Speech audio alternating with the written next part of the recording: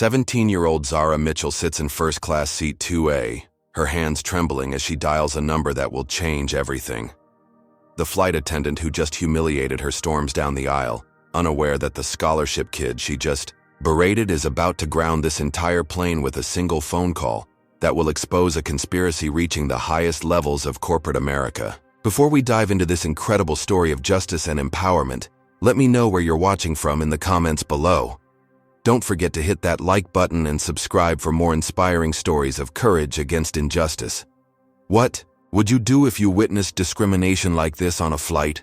Let's find out how one brave teenager turned her worst moment into a victory that changed everything. The morning sun cast long shadows across Detroit Metropolitan Airport as Zara Mitchell clutched her acceptance letter with sweaty palms. At 17, she had already overcome more obstacles than most people face in a lifetime. Growing up in Detroit's inner city after losing both parents in a devastating car accident when she was only 8, Zara had been raised by her grandmother, Rosa Mitchell, in a tiny apartment where dreams seemed as distant as the stars. But Zara refused to let circumstances define her destiny. While her classmates spent afternoons hanging out, she worked 3 jobs to save money for college applications. Mornings found her stocking shelves at the local grocery store before school. Afternoons meant tutoring younger kids for $5 an hour. Evenings were reserved for her job at the neighborhood diner, where she served coffee and collected tips that went straight into her Harvard Fund mason jar. The Harvard early admission interview invitation had arrived on a Tuesday that felt like Christmas morning. Zara had read the email 17 times before believing it was real. Her grandmother had cried tears of joy, hugging her granddaughter, so tight that Zara thought her ribs might crack. The scholarship that covered her flight expenses had felt like winning the lottery. Now, walking through the airport terminal, Zara marveled at the bustling crowd of business travelers and wealthy families. Their designer luggage rolled smoothly across marble floors while she carried her father's old backpack, carefully packed with her interview outfit, worn textbooks, and her grandmother's rosary for luck. The contrast wasn't lost on her, but she refused to feel ashamed. She belonged here, even if the world hadn't figured that out yet. Gate A12 buzzed with activity as passengers lined up for the Detroit to Boston flight. Zara checked her boarding pass for the 100th time. Seat 2A, first class. The scholarship organization had specifically arranged premium seating, explaining that students deserved to arrive at their interviews feeling confident and well-rested. Zara had never sat in first class before. The excitement mixed with nervousness created butterflies in her stomach that felt more like eagles. As she approached the boarding gate, Zara noticed the stares. Whispered conversations paused when she walked by. An elderly woman clutched her purse tighter. A businessman in an expensive suit looked her up and down with obvious disapproval. Zara kept her head high, remembering her grandmother's words. "Baby, you walk into any room like you own it, because your dreams are just as valid as anyone else's." The boarding process began with first-class passengers. Zara took a deep breath and handed her boarding pass to the gate agent, a middle-aged black woman who smiled warmly and wished her good luck. But as Zara stepped onto the plane, the atmosphere shifted dramatically. Flight attendant Jessica Whitmore, a blonde woman in her 30s with perfectly applied makeup and a smile that didn't reach her eyes, examined Zara's boarding pass with excessive scrutiny. "This is first class," she said curtly, as if Zara might have wandered into the wrong section by mistake. "Yes, ma'am. Seat 2A," Zara replied politely, showing her pass again. Jessica studied the pass for an uncomfortably long time, turning it over and checking the details twice. "I need to verify this with my supervisor," she announced loudly enough for other passengers to hear. Several heads turned to watch the interaction, some with curiosity, others with obvious judgment. While Jessica disappeared to consult with her supervisor, Zara stood awkwardly in the aisle. Other first-class passengers squeezed past her with annoyed expressions, muttering comments like, "What's the holdup?" and "Some people don't understand how this works." A well-dressed woman with diamond earrings shook her head disapprovingly and whispered to her husband, "I don't know how she afforded that seat." In seat 1A, an elderly white businessman named Mr. Harrison looked up from his newspaper and offered, Zara a kind nod. His eyes held warmth and understanding that provided a small comfort in the sea of hostility. He reminded her of her high school principal, Mr. Thompson, who had believed in her when nobody else did. Jessica returned with a supervisor, Margaret Stone, whose cold expression matched her steel gray hair. Together they examined Zara's boarding pass as if it were evidence in a criminal investigation. "We're going to need to see additional identification," Margaret declared. Zara's internal monologue began racing. She had done nothing wrong, yet she felt like a criminal. This was supposed to be the beginning of her new life, her chance to prove that a girl from Detroit's toughest neighborhood could succeed anywhere. Instead, she was being treated like an intruder who had somehow snuck into a place where she didn't belong. She reached into her backpack and pulled out her driver's license, student ID, and the official Harvard interview confirmation letter. The documentation that had taken months to gather, representing years of hard work and sacrifice, was scrutinized by two women who seemed determined to find something wrong. As passengers continued boarding, Zara caught fragments of conversations. "Probably using welfare money," someone whispered. "These people always try to game the system," another voice added. The judgment felt suffocating, but Zara forced herself to remain calm and dignified. Her grandmother had prepared her for moments like this, warning her that the world outside their neighborhood wouldn't always welcome her with open arms. But nothing could have prepared her for what was about to unfold 35,000 feet above the ground. The Boeing 737 pushed back from the gate precisely on schedule, but for Zara Mitchell, time seemed to crawl as the engines roared to life. She had finally been allowed to take her seat in 2A after Jessica Whitmore and Margaret Stone completed their verification process, but their scrutiny hadn't ended with takeoff. If anything, it had intensified. As the plane climbed toward cruising altitude, Zara tried to focus on the interview questions she had practiced hundreds of times. She pulled out her worn copy of The Souls of Black Folk by W.E.B. Du Bois, hoping to review key passages that might come up in discussion. But concentration proved impossible with Jessica's eyes constantly trained on her, like a hawk watching prey. Every few minutes, Jessica found an excuse to walk past Zara's row. First, she adjusted the overhead bins that were already perfectly secured. Then she checked seatbelt compliance, despite the fact that Zara's was clearly fastened. When Zara shifted in her seat to get more comfortable, Jessica immediately appeared to ask if there was a problem with her seating assignment. The other first-class passengers began to notice the pattern. Some seemed entertained by the spectacle, whispering among themselves and casting judgmental glances in Zara's direction. Others looked uncomfortable but said nothing, burying themselves in magazines and laptops to avoid getting involved. The elderly businessman, Mr. Harrison, observed everything with growing concern, his kind eyes reflecting the injustice unfolding before him. 20 minutes into the flight, the situation escalated dramatically. A well-dressed couple in seats 3C and 3D began complaining loudly about Zara's presence. "This is supposed to be first class," the woman announced to anyone within earshot. "I didn't pay premium prices to sit next to someone who clearly doesn't belong here." Her husband nodded in agreement, adding, "There should be better screening processes. Anyone can just walk onto a plane these days." Their voices carried throughout the cabin, and Zara felt her cheeks burn with humiliation. She had never done anything to deserve this treatment, yet she was being made to feel like her very existence was offensive. Jessica seized the opportunity to escalate her harassment. Approaching Zara with Margaret Stone in tow, she announced in a voice loud enough for the entire first-class section to hear, "Ma'am, we're going to need to verify your ticket validity once more. There have been concerns raised about unauthorized upgrades." Zara's heart pounded as she realized this was no longer about verification. This was about power, control, and the assumption that a young black woman couldn't possibly belong in first class through legitimate means. "I've already shown you my documentation," she replied, keeping her voice steady despite the tremor in her hands. "We need to conduct a more thorough investigation," Margaret declared. "Please provide your credit card and any payment receipts for this flight." The demand was absurd.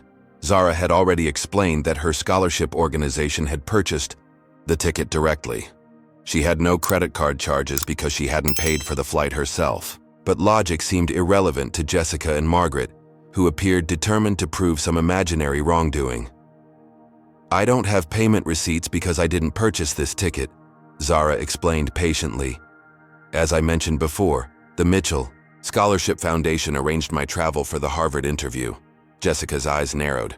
"That's convenient. And I suppose you have documentation proving this scholarship exists?" The question hit Zara like a physical blow. Not only were they questioning her right to be on the plane, but they were now suggesting she had fabricated an entire scholarship program. She reached into her backpack and pulled out the official scholarship letter, the Harvard interview confirmation, and her acceptance documentation. Margaret examined the papers with exaggerated skepticism, holding them up to the light, as if checking for forgeries. "These could be fake," she announced loudly. "We see this kind of scam all the time. Young people creating false documents to get free upgrades." The accusation hung in the air like poison gas. Other passengers turned to stare, some recording the interaction with their phones. Zara felt exposed and vulnerable, as if her entire life was being put on trial at 35,000 feet. The dreams and aspirations that had sustained her through years of hardship suddenly felt foolish and naive. Mr. Harrison could no longer remain silent. Standing up from his seat, he addressed Jessica directly. "This young lady has shown you proper documentation multiple times. Your continued harassment is completely inappropriate." Jessica whirled around to face him, her professional facade cracking to reveal the ugly prejudice beneath. "Sir, please return to your seat. This is a security matter that doesn't concern you." "Discrimination concerns every decent person," Mr. Harrison replied firmly. "I've been flying for 40 years, and I've never seen a passenger treated this shamefully." But his defense only seemed to fuel Jessica's anger. She called for Margaret's support, and together they created an intimidating presence that made it clear any further intervention would be met with escalation. Mr. Harrison reluctantly sat down, but his eyes remained fixed on Zara with paternal concern. As the plane leveled off at cruising altitude, Zara closed her eyes and tried to center herself. She thought about her grandmother's sacrifices, working double shifts at the hospital to keep food on the table and clothes on Zara's back. She thought about her parents, who had died too young but had instilled in her a fierce determination to succeed despite the odds. But most of all, she thought about the countless other young people who had faced similar treatment and had been forced to accept it in silence. The weight of representation felt crushing. She wasn't just fighting for herself anymore. She was fighting for every person of color who had ever been made to feel like they didn't belong in spaces they had every right to occupy. The flight was far from over, and Zara sensed that Jessica and Margaret were just getting started. She braced herself for whatever came next, unaware that her tormentors were about to make a mistake that would change everything. The beverage service began an hour into the flight, and Zara watched with growing disbelief as Jessica Whitmore systematically served every other passenger in first class while deliberately skipping over her. The elegant businessman in 1A received his scotch on the rocks with a warm smile. The complaining couple in row 3 were offered champagne and gourmet snacks with theatrical politeness. Even the teenager in 4B, who appeared to be no older than Zara herself, was served a Coca-Cola and treated with respect. But when Jessica's cart reached row 2, she abruptly stopped and announced loudly, "We need to verify passenger authorization for first-class beverage service." The statement was so absurd that several passengers looked up from their devices in confusion. There was no such thing as beverage authorization in first class. Everyone who held a first-class ticket was entitled to complimentary drinks and snacks. Yet Jessica stood there with her cart blocking the aisle, making a spectacle of Zara's exclusion. "Excuse me," Zara said politely, her voice barely above a whisper. "Could I please have some water?" Jessica's response echoed through the cabin, like a gunshot. "Ma'am, we cannot provide beverage service until we verify that you are authorized for first-class amenities. Please show me your credit card that was used to purchase this upgrade." The demand was not only unreasonable, but impossible to fulfill. Zara had already explained multiple times that she hadn't purchased the ticket herself. The scholarship organization had made all travel arrangements, but Jessica seemed determined to trap her in an impossible situation, demanding proof that didn't exist. "I've already explained that my scholarship foundation purchased my ticket," Zara replied, her patience wearing thin. "I have all the documentation you need." Jessica's voice rose to a volume that commanded the attention of the entire first-class cabin. "Ma'am, presenting false documents to obtain fraudulent upgrades is a federal crime. We have protocols for dealing with suspicious passengers who attempt to scam airline services." The words "federal crime" and "fraudulent" hung in the air like accusations in a courtroom. Zara felt her face burn with humiliation as every passenger turned to stare at her. Some were openly recording the confrontation with their phones, capturing her mortification for posterity. Others whispered among themselves, passing judgment on a situation they didn't understand. Margaret Stone materialized beside Jessica like a vulture circling wounded prey.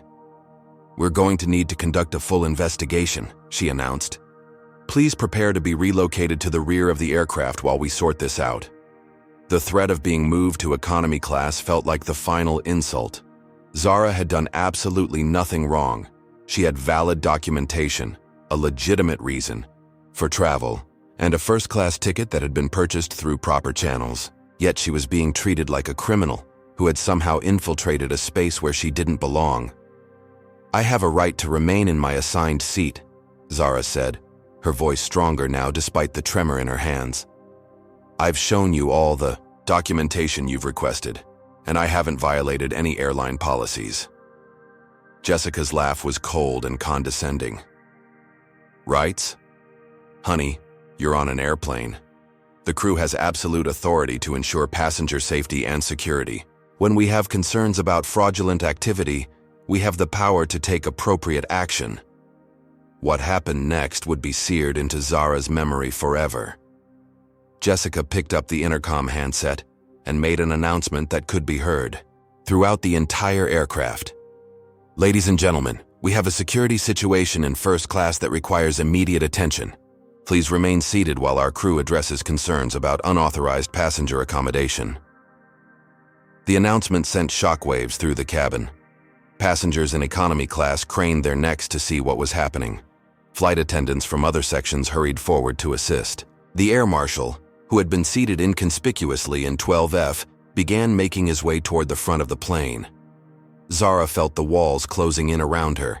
This had escalated far beyond simple discrimination into something that could potentially destroy her future. If she were arrested or detained, her Harvard interview would be canceled. Her scholarship could be revoked. Years of hard work and sacrifice would be destroyed by false accusations and racial prejudice. But it was Mr. Harrison's reaction that truly broke her heart. The elderly businessman stood up with tears in his eyes and addressed the cabin. "This is disgraceful. This young lady has done nothing wrong except fly while black. You should all be ashamed of yourselves for allowing this to happen." His words sparked a division in the cabin. Some passengers nodded in agreement, recognizing the injustice unfolding before their eyes. Others bristled at his characterization, insisting that the crew was simply following proper security protocols. The airplane became a microcosm of America itself, split between those who recognized systemic racism and those who preferred to look the other way. What would you do if you witnessed such blatant discrimination happening right in front of you? Would you speak up like Mr. Harrison, or would you stay silent to avoid confrontation? Comment number 1 if you believe passengers have a responsibility to intervene when they see injustice. And don't forget to hit that like button and subscribe for more stories that matter. And here's the question that's probably burning in your mind right now.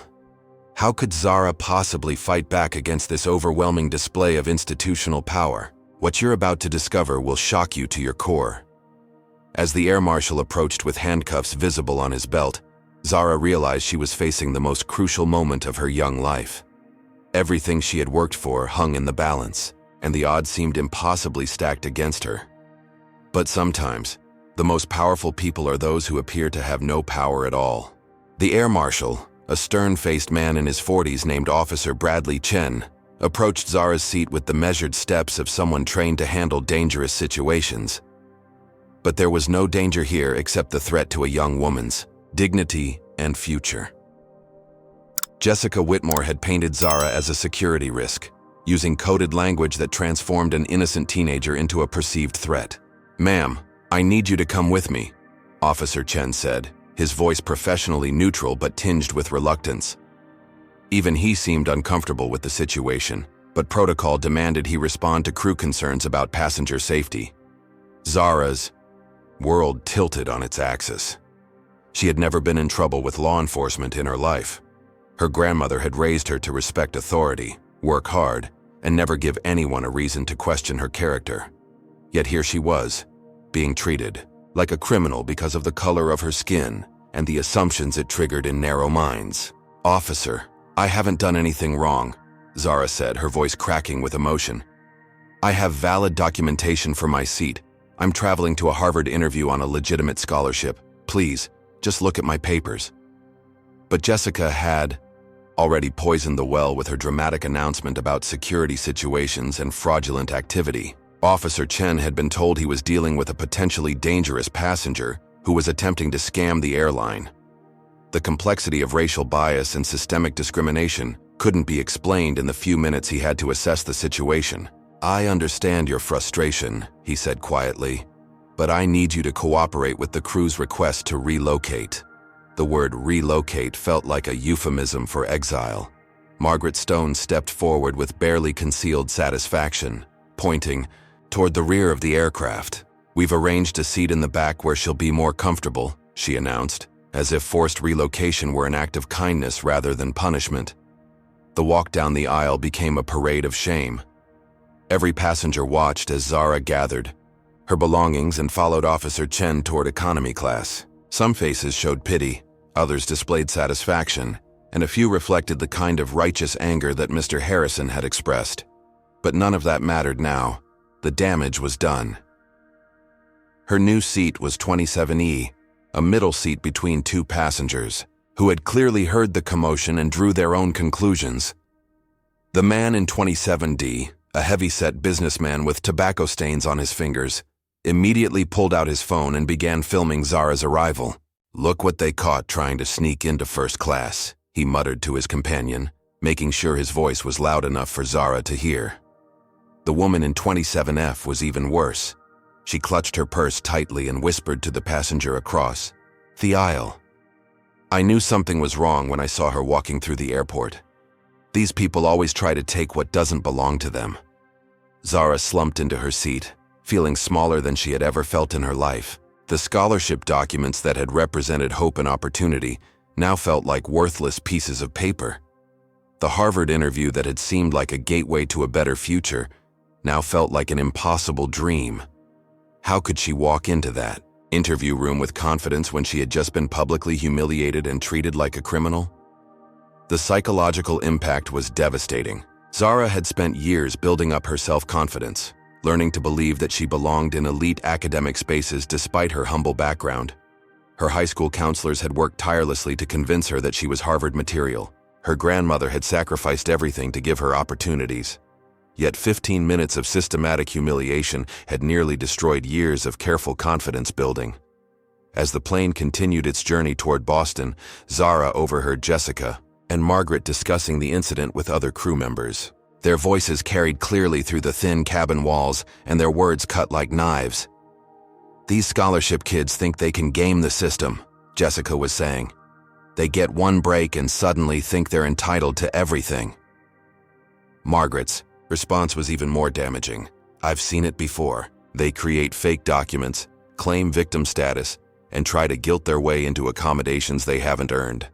It's actually insulting to legitimate passengers who work hard for their privileges." The conversation revealed the depth of their prejudice. This wasn't just about airline policies or security concerns. This was about two women who fundamentally believed that young black women like Zara didn't deserve to occupy premium spaces, regardless of their qualifications or circumstances. But something else was happening in the economy section that Jessica and Margaret couldn't see. Mr. Harrison had convinced a flight attendant to allow him to relocate to the seat across from Zara, claiming he needed to stretch his legs due to a medical condition. His presence provided a small comfort in the sea of hostility. "What they did to you was unconscionable," he whispered when the crew wasn't looking. I want you to know that not everyone sees the world the way they do." His kindness threatened to break down the emotional walls Zara had constructed to protect herself. She had been holding back tears for over an hour, determined not to give her tormentors the satisfaction of seeing her cry. But Mr. Harrison's grandfatherly compassion nearly undid her resolve. Other passengers of color throughout the economy section had witnessed the spectacle and recognized it for what it was. A young black businessman in seat 23A had watched Zara's forced relocation with a mixture of anger and resignation. He had faced similar treatment on business trips, though never quite as dramatic or public. A Latina woman traveling with her teenage daughter caught Zara's eye and nodded with understanding that transcended language barriers. The solidarity was comforting, but it also highlighted the systemic nature of the problem. This wasn't an isolated incident, but part of a pattern that people of color faced regularly in spaces dominated by white privilege.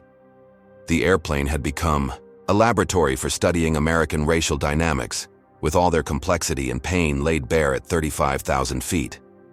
As Zara sat in her cramped middle seat, surrounded by hostility and fighting back tears, she remembered something her grandmother had told her years earlier.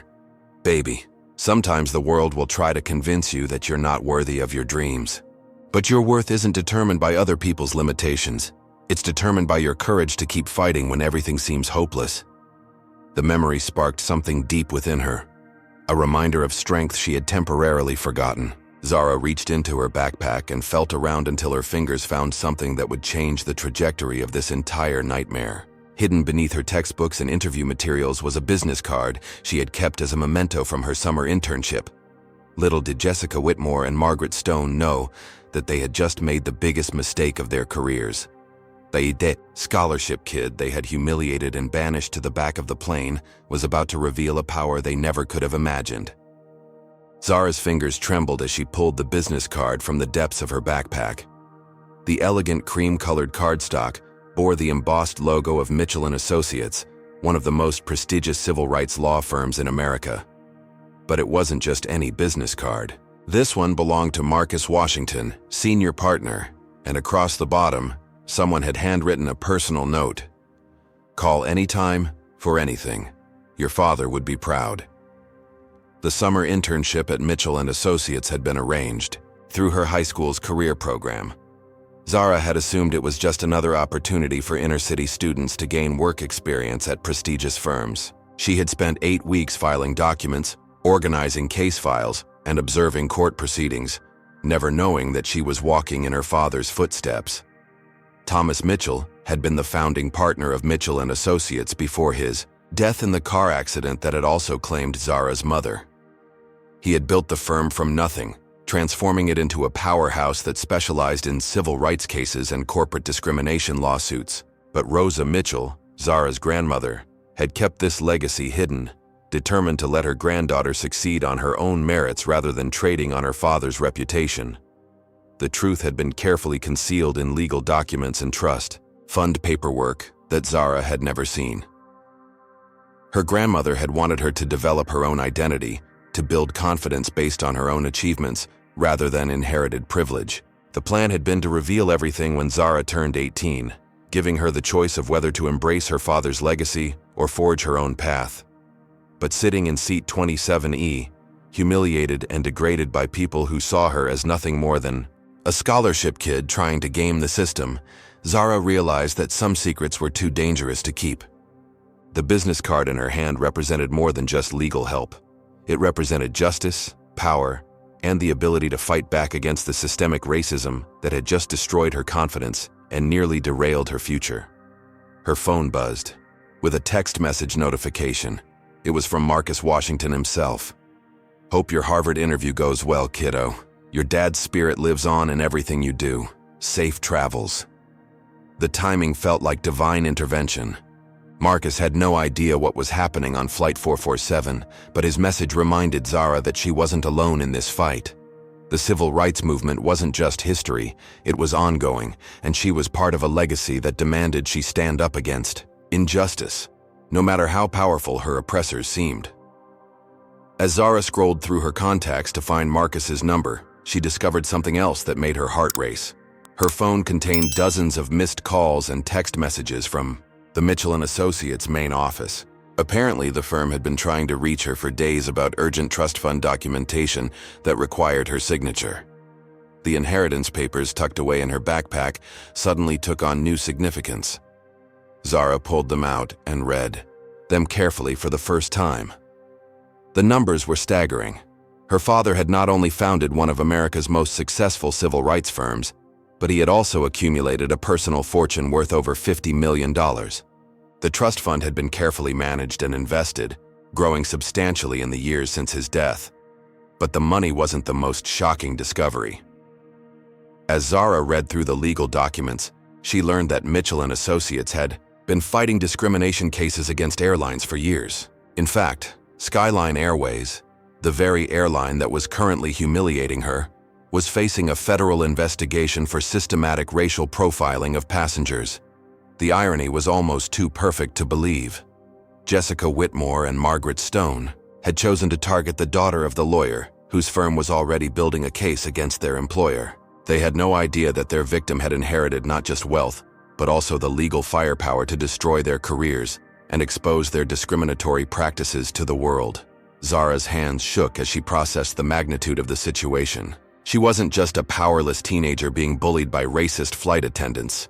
She was the heir to a civil rights dynasty, with the resources and connections to fight back in ways that Jessica and Margaret couldn't imagine. The internal conflict was intense.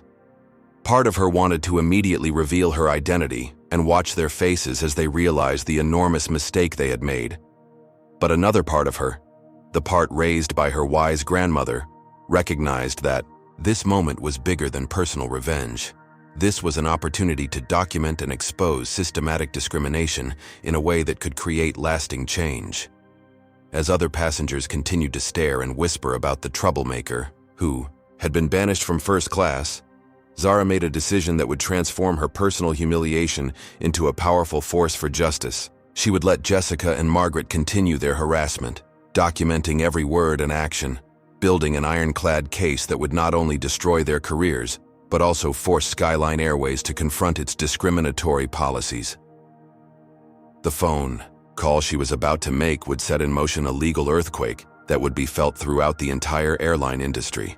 But first, she needed to gather more evidence. The systematic humiliation she had endured was about to become the foundation for one of the most significant civil rights cases of the 21st century. As Zara prepared to dial Marcus Washington's number, she felt her father's presence guiding her actions. Thomas Mitchell had dedicated his life to fighting injustice, and now his daughter was about to continue that legacy in the most dramatic way possible. The scholarship kid they had tried to destroy was about to become their worst nightmare. Zara's finger hovered over Marcus Washington's contact number as she composed herself for what would be the most important phone call of her life. Around her, the economy cabin buzzed with the uncomfortable energy of passengers who had witnessed something troubling but weren't quite sure what to do about it. The man in 27D continued filming intermittently, hoping to capture more drama for his social media followers. When Marcus answered on the second ring, his voice carried the warm familiarity of someone who had watched Zara grow up, even from a distance. "Zara, I was just thinking about you. How's the Harvard trip going?" "Marcus," Zara whispered, keeping her voice low enough that other passengers couldn't hear. "I need help. I'm on Skyline Airways Flight 447, and I'm being discriminated against by the crew. They've moved me from first class, accused me of fraud, and threatened to have me arrested." The silence on the other end of the line lasted only seconds, but Zara could almost hear the legal machinery in Marcus's mind beginning to turn. When he spoke again, his voice had transformed from grandfatherly warmth to the steel-edged tone of a courtroom warrior. "Tell me everything, and don't leave out a single detail," he commanded. "I'm recording this call for legal purposes." For the next 10 minutes, Zara recounted every moment of her ordeal, from the initial boarding pass scrutiny to her forced relocation to economy class. Marcus asked pointed questions about witnesses, specific words used by the crew, and whether other passengers had recorded any interactions. His experience with airline discrimination cases was evident in the precision of his questioning. "Zara, you need to know something," Marcus said when she finished her account. Skyline Airways is currently under federal investigation for exactly this kind of behavior. We've been building a class action case against them for over 2 years. Your incident isn't isolated. It's part of a systematic pattern of racial profiling. The revelation hit Zara like lightning. She wasn't just a random victim. She had stumbled into the middle of an ongoing legal battle that could reshape how airlines treated passengers of color. The discrimination she had suffered was about to become Exhibit A in a federal case that could result in millions of dollars in damages and fundamental policy changes. Marcus's voice became urgent. I'm conferencing in several people who need to hear this. Stay on the line. Within minutes, Zara found herself speaking with federal aviation investigators, civil rights attorneys, and even a contact at the Department of Transportation. Each person asked specific questions about her treatment, the crew members' names, and the exact nature of the discriminatory actions. The phone call that had started as a cry for help was rapidly becoming a formal legal proceeding. Zara, we need you to continue documenting everything that happens, explained Sarah Rodriguez, a federal investigator. Keep recording with your phone if possible, and note the reactions of other passengers. This flight is now considered evidence in an ongoing federal investigation. As if summoned by some cosmic sense of timing, Jessica Whitmore appeared at Zara's seat just as the federal investigator finished speaking. She had apparently decided that banishing Zara to economy class wasn't sufficient humiliation and had come to deliver another blow. "Ma'am, we've received reports that you're making threatening phone calls," Jessica announced loudly, ensuring that surrounding passengers could hear every word. Federal regulations prohibit passengers from engaging in activities that could be construed as terroristic threatening. The accusation was so outrageous that several passengers gasped audibly. Zara had been speaking quietly with civil rights attorneys and federal investigators, but Jessica was characterizing these legitimate conversations as potential terrorism. The escalation revealed the depth of her prejudice and her willingness to use any excuse to further persecute Zara, but this time Zara was ready. With Marcus still on the line and federal investigators listening, she activated her phone's speaker function, allowing everyone within earshot to hear the response from the other end. "This is Marcus Washington, senior partner at Mitchell & Associates," came the authoritative voice from the phone.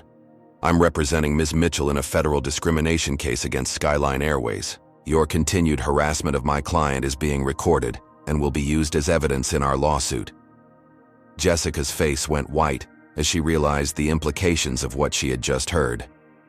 The scholarship kid she had been tormenting had somehow contacted a major law firm and was now threatening legal action, but she had gone too far to back down now, and her next decision would prove to be catastrophically stupid. "Security threats require immediate action," Jessica declared, signaling to Margaret Stone and Officer Chen. "We need to restrain this passenger for the safety of everyone on board." The decision to escalate to physical restraint was the final nail in Jessica's career coffin. With federal investigators listening in real time and the entire interaction being recorded, she had just provided irrefutable evidence of discriminatory enforcement that would be impossible to explain away in court. But Marcus Washington had one more surprise up his sleeve. Through his connections at the Federal Aviation Administration, he was able to initiate an emergency protocol that would ground the flight immediately upon landing.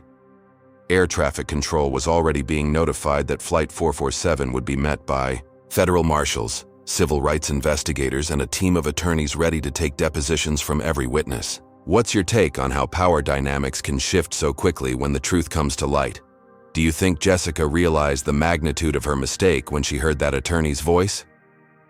Comment number 1. If you believe that systematic discrimination can only be stopped when victims have the resources to fight back, and make sure to like this video and subscribe for more incredible stories of justice prevailing.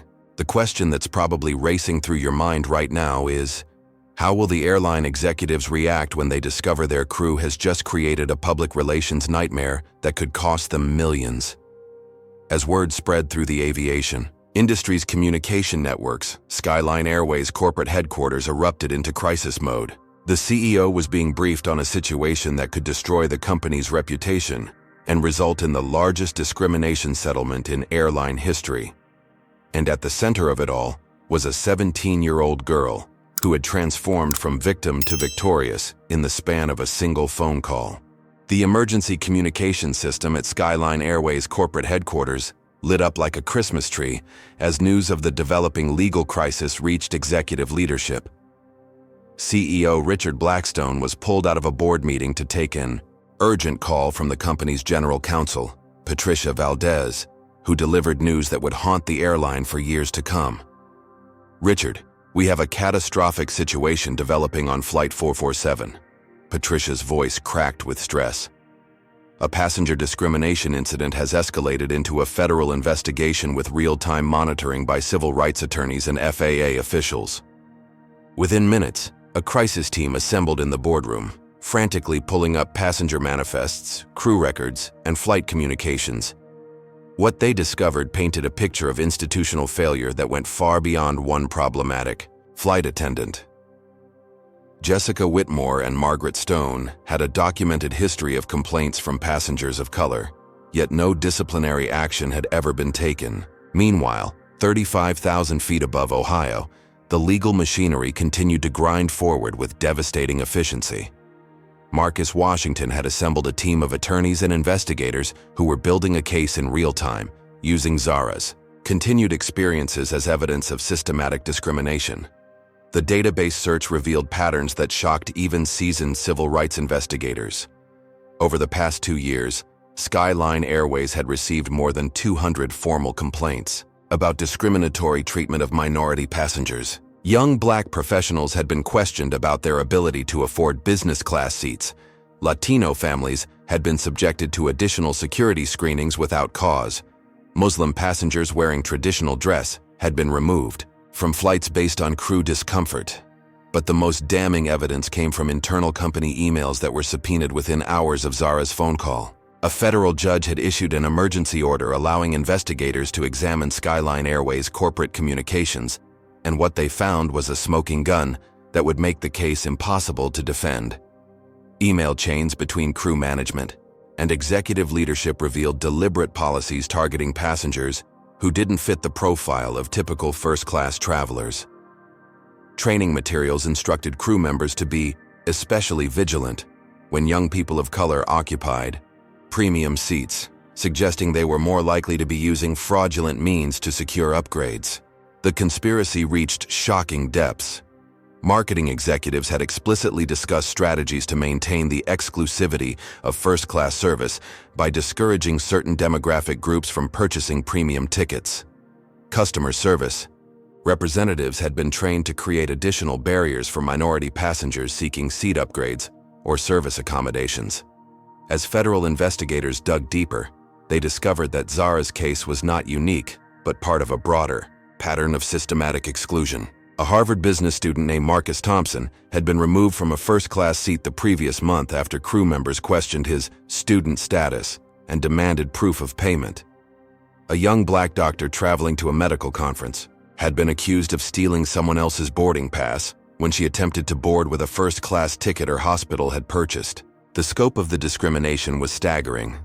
Internal company surveys revealed that minority passengers were 3 times more likely to be questioned about ticket validity, 5 times more likely to be subjected to additional security screenings, and 10 times more likely to be involuntarily relocated from premium seating areas. Back on Flight 447, other passengers were beginning to recognize the magnitude of what they were witnessing. Several people who had initially supported the crew's actions were now recording videos apologizing for their complicity and documenting the systematic harassment they had observed. The airplane had become a microcosm of America's reckoning with racial injustice, with witnesses forced to confront their own biases and assumptions.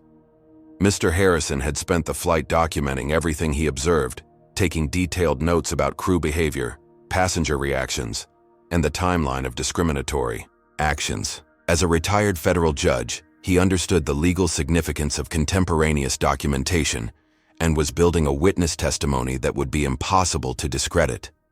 The investigation expanded to include social media monitoring as videos of Zara's humiliation began circulating online.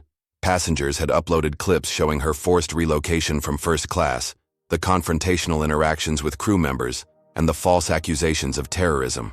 The hashtag #Skyline Shame began trending as civil rights organizations amplified the story. Corporate executives watched in horror as their company's stock price began plummeting in after-hours trading. Major clients started canceling corporate travel contracts, unwilling to be associated with an airline facing federal discrimination charges. The financial impact was immediate and severe, with analysts predicting billions in lost revenue if the scandal continued to grow. Emergency meetings were called with crisis management consultants, public relations specialists, and legal experts specializing in civil rights litigation. But the damage was already done. The evidence against Skyline Airways was overwhelming, documented in real time by federal investigators and broadcast to the world through social media. Jessica Whitmore and Margaret Stone remained oblivious to the legal tsunami building around them. They continued their harassment of Zara, unaware that every word they spoke was being recorded and analyzed by teams of attorneys. Their careers in aviation were over, but the criminal charges they would soon face represented a far more serious consequence than job loss. The Transportation Security Administration launched its own parallel investigation, examining whether crew members had violated federal regulations by making false accusations of terrorism against a passenger. The Department of Justice began preparing civil rights violation charges that could result in significant prison sentences for the perpetrators. As Flight 447 approached Boston's Logan International Airport, the normally routine landing preparations took on the atmosphere of a military operation. Federal marshals, civil rights investigators, and teams of attorneys were positioning themselves for what would become one of the most documented cases of airline discrimination in American history. The plane that had taken off with a teenage girl dreaming of Harvard was about to land with a federal case that would reshape the entire airline industry's approach to passenger treatment and civil rights compliance. Logan International Airport had never seen anything quite like the reception committee assembled for Skyline Airways Flight 447. Federal marshals flanked the jetway while civil rights investigators set up a mobile command center in an unused gate area. Television news crews, alerted by social media coverage of the unfolding discrimination case, positioned themselves throughout the terminal, creating a media circus that would transform Zara's story into national news.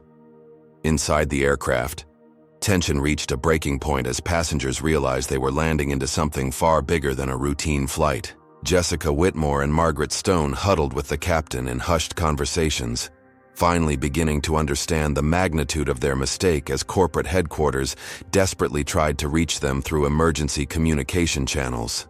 The moment the plane's wheels touched the runway, Zara felt a mixture of relief and anticipation. The nightmare flight was ending, but the fight for justice was just beginning. Marcus Washington's voice came through her phone with reassuring authority. "Zara, you've been incredibly brave. Now let us handle the rest." As the aircraft taxied to the gate, federal investigators boarded through the forward entrance while passengers were instructed to remain seated. Agent Sarah Rodriguez, whom Zara had spoken with during the flight, approached her seat with a team of civil rights attorneys and documentation specialists. "Ms. Mitchell, we need to conduct formal interviews with you and the other witnesses while the events are fresh in everyone's memory," Agent Rodriguez explained. "Your courage in documenting this discrimination has provided us with evidence that will prevent other passengers from experiencing similar treatment." The deplaning process became a carefully orchestrated legal procedure. Jessica Whitmore and Margaret Stone were escorted off the aircraft in handcuffs, charged with federal civil rights violations and making false terroristic threat accusations against a passenger. The footage of their arrest, captured by dozens of cell phones and news cameras, would become iconic imagery in the fight against systematic discrimination. Other crew members were detained for questioning about their knowledge of discriminatory policies and their failure to intervene when illegal harassment was occurring. The captain faced suspension and potential criminal charges for allowing his crew to violate federal passenger protection regulations. But the most dramatic moment came when Zara finally disembarked the aircraft. Waiting at the gate was not only Marcus Washington and his legal team, but also Dr. Sarah Chen, Harvard's Associate Dean of Admissions, who had flown to Boston specifically to meet with Zara and ensure her interview experience wasn't compromised by the trauma she had endured. "Ms. Mitchell," Dr. Chen said with genuine emotion, "Harvard University stands firmly behind you in this fight against discrimination. Your courage and dignity under such appalling circumstances demonstrate exactly the kind of character we value in our students. The media attention was overwhelming, but carefully managed by Marcus Washington's public relations team. Zara's story resonated far beyond the aviation industry, sparking national conversations about systematic racism in corporate America and the courage required to fight back against institutional discrimination. Within hours of landing, Skyline Airways' board of directors had terminated CEO Richard Blackstone and announced the implementation of comprehensive civil rights training for all employees. The company's stock price continued its freefall as corporate clients canceled contracts and passengers boycotted future bookings. The legal settlement negotiations began immediately, with Mitchell and Associates demanding not only monetary compensation for Zara, but also systematic changes to Skyline Airways policies and training procedures. The airline faced potential damages in the hundreds of millions of dollars as other discrimination victims came forward with similar stories. Federal investigators discovered that the discrimination problem extended far beyond individual crew members to company-wide policies that had systematically excluded minority passengers from premium services. Training materials, internal communications, and corporate policies all revealed a pattern of institutional racism that would require complete organizational transformation to address. Congressional leaders announced immediate hearings on airline discrimination, with Transportation Secretary Amanda Williams calling for industry-wide reforms to protect passenger civil rights. The Federal Aviation Administration implemented emergency regulations, requiring all airlines to submit detailed reports on passenger complaint patterns and crew training protocols. Zara's Harvard interview, when it finally took place 2 days later, became a celebration rather than an evaluation. Her handling of the discrimination crisis had demonstrated leadership, courage, and integrity that impressed admissions officers far more than any standardized test score ever could. The interview panel, led by Professor Michael Rodriguez, told Zara, "What you've accomplished in the past week goes far beyond academic achievement. You've shown that one person with courage and conviction can challenge systematic injustice and create lasting change."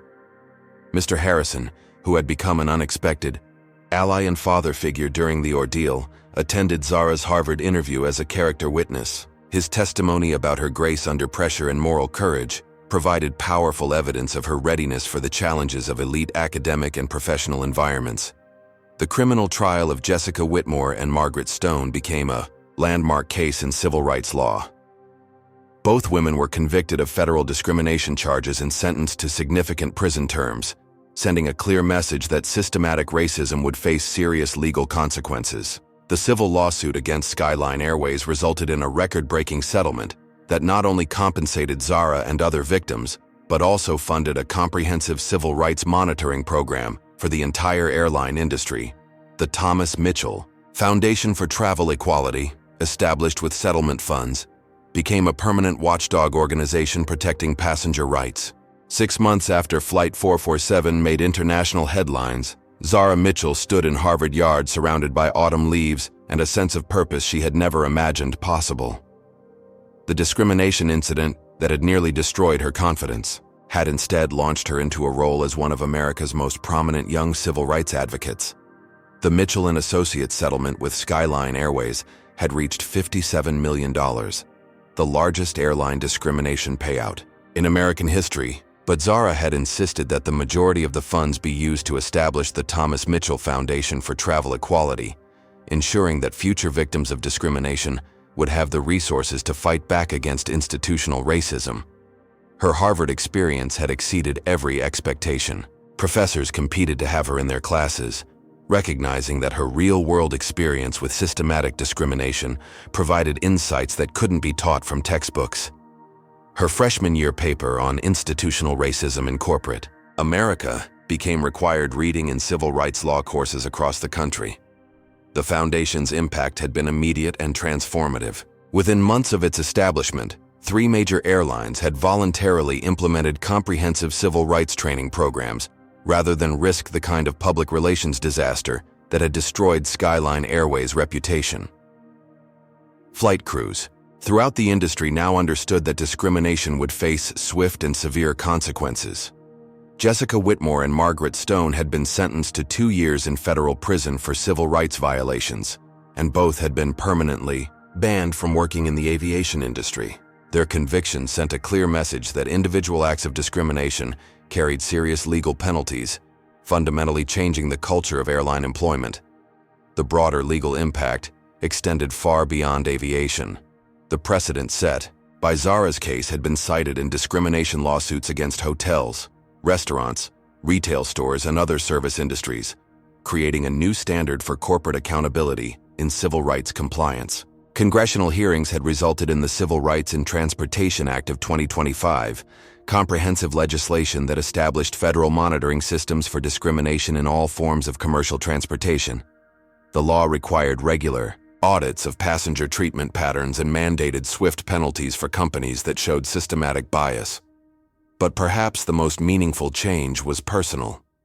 Zara had maintained her relationship with Mr. Harrison, the retired federal judge, who had shown courage by defending her when others remained silent.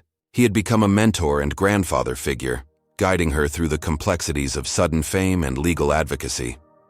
"Your father would be incredibly proud," he told her during one of their regular coffee meetings near campus. "But more importantly, you're creating a legacy that will protect countless other young people from experiencing what you went through." The Harvard Law School had already reached out to Zara about fast-tracking her admission to their program, recognizing that her combination of academic excellence and real-world civil rights experience made her an ideal candidate for legal education. She was considering the offer while completing her undergraduate studies, knowing that a law degree would amplify her ability to fight systematic discrimination. Documentary filmmaker Ava DuVernay had begun production on a feature film about Zara's experience titled Flight to Justice. The movie would premiere at the Sundance Film Festival the following year, bringing her story to an even broader audience and inspiring other young people to stand up against injustice. Speaking engagements had become a regular part of Zara's life.